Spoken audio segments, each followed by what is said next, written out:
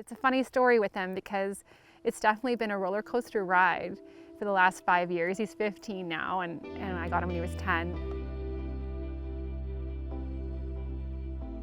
Tattoo was Monica Theodorescu's. Her father, George, bred him, and he was at her farm his whole life, and she got the job as the German team trainer. So she has to sign a contract that she's not allowed to show internationally during the time she's team trainer, and that was a 4-year term. So he was 10, and she thought, I need to sell him because he's a great horse. And what was happening for me at that time is I had Anton, and he was lame, and it didn't look like he was going to come back. It looked like he was finished in his career. And so Chris Boylan, my coach, we went out, and she found Tattoo, and she said, I think this is a great horse. I think this is the one that you need to look at and to buy. And it was a big deal for my husband and I. We had to sell our house in the city, and we took the proceeds from that to buy him, which was a big deal for us. The day we sent the money over for him, Anton was sound.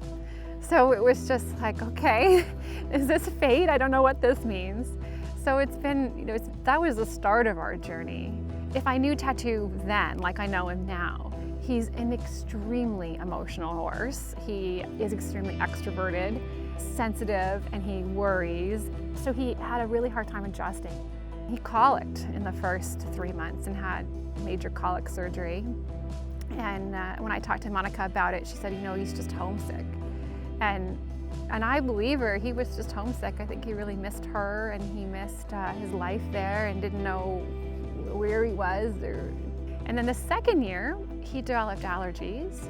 He just coughed and coughed. So I had a really hard time working him because he couldn't breathe, and he was just coughing all the time.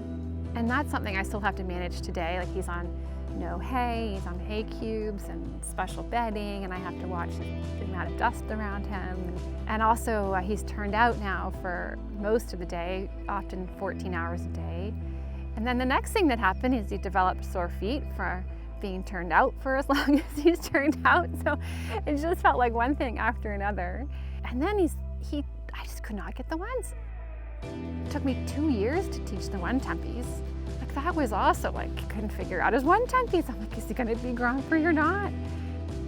During that time when everything just felt like, gosh, and not little issues, like major issues. The horse is coughing, I cannot ride him when he's coughing. And then the colic, of course, is a major issue. And it was 3 years of that.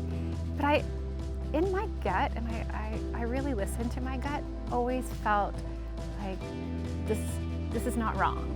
This is not wrong. Just keep trying, because this horse is a great horse, and you just have to keep trying. So I just listened to that. I love riding him every day. I feel a very special bond with him now. And he had a hard time, and he missed Monica, but now I do feel like we have a really good connection. And I love him, and I feel he tries really hard for me. And if I get clean ones in the ring, I'm getting 8s and 8.5 for his ones. It's such a highlight for him. And life isn't meant to be so straightforward and simple. That's what makes it challenging and special and rewarding. That's why a gold medal is so incredible, because it's about all those hurdles that you jumped along the way, and you did it. You did it. And it doesn't come easy, but that's what makes it so special.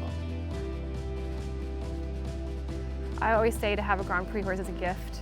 They don't come around every day, and if I hadn't persevered with him, then I wouldn't have one, and I'm so grateful.